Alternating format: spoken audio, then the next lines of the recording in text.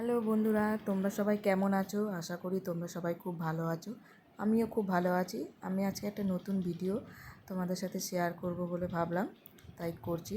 আজকে আমি বানাবো ম্যাঙ্গো কেক। তোমরা সবাই দেখতে থাকো আমি কিভাবে বানাচ্ছি এটা, এবং এটা খেতে খুব ভালো লাগে। তোমরা সবাই বাড়িতে করে দেখো। তারপর প্রথমেই আমি আমটাকে ছাড়িয়ে নিচ্ছি, পুরো আমটাকে ছাড়িয়ে নেব।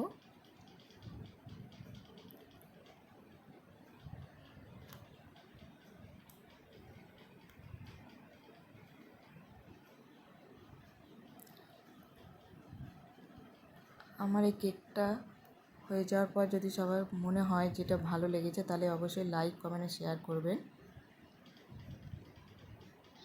আর সবাই একটু আমার পাশে থাকবেন।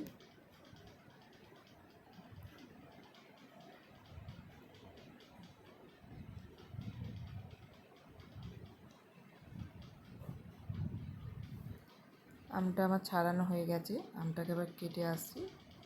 আমটা দেখো ছোটো ছোটো পিস করে নিয়েছি। এবারে আমটাকে মিক্সিতে দিয়ে দিলাম।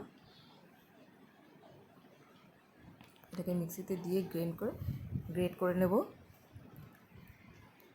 আমার আমটা গ্রেট করা হয়ে গেছে।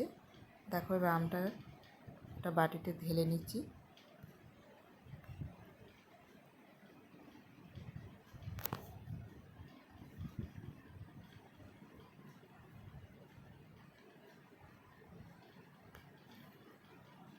এর মধ্যে একটা গোটা ডিম দিয়ে দিলাম।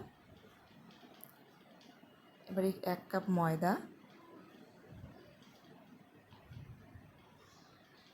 আর 1 কাপের থেকে সামান্য একটু কম চিনি, একটু দেবো বেকিং সোডা, ছোটো চামচের 1 চামচ বেকিং সোডা,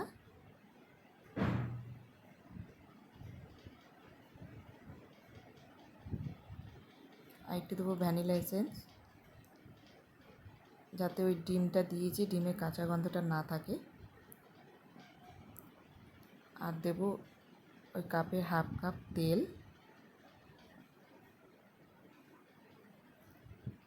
এবার এটাকে ভালো করে মিশিয়ে নিতে হবে।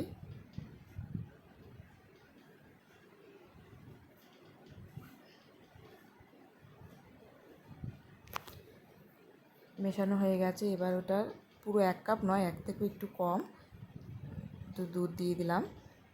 দুধটা খুব গরম হলে হবে না, একটু ঠান্ডা অবস্থায় দিতে হবে। এবার এটাকে ভালো করে মেশাবো, যাতে দুধটা পুরো ব্যাটারটার সাথে পুরো মিশে যায়।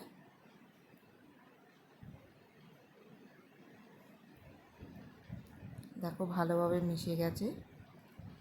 এবার এটা কিছুক্ষণের জন্য ঢেকে রাখবো, যাতে চিনিটা ভালোভাবে গলে যায়। দিয়ে কিছুক্ষণ পর 10 মিনিট মতো ঢেকে রাখবো। কিছুক্ষণ পর ফিরে আসছি।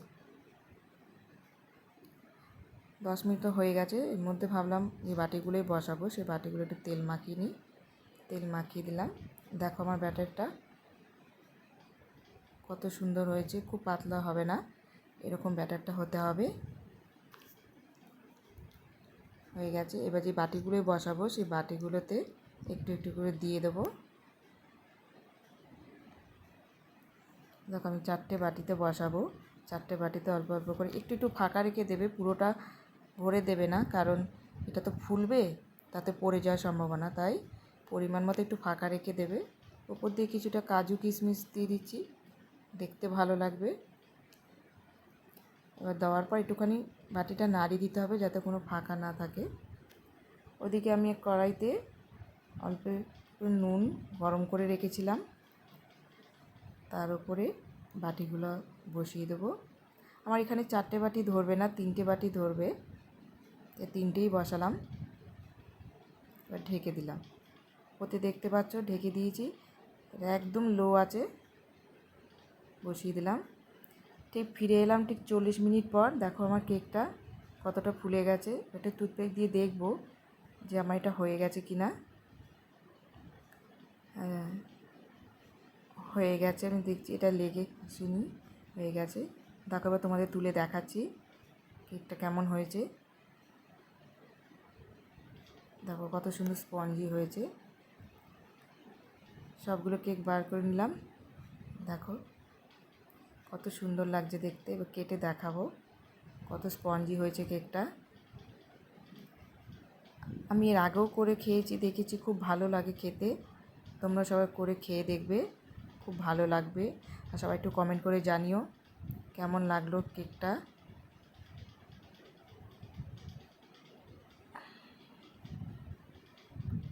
টাটা, বাই বাই, সবাই ভালো থাকবেন।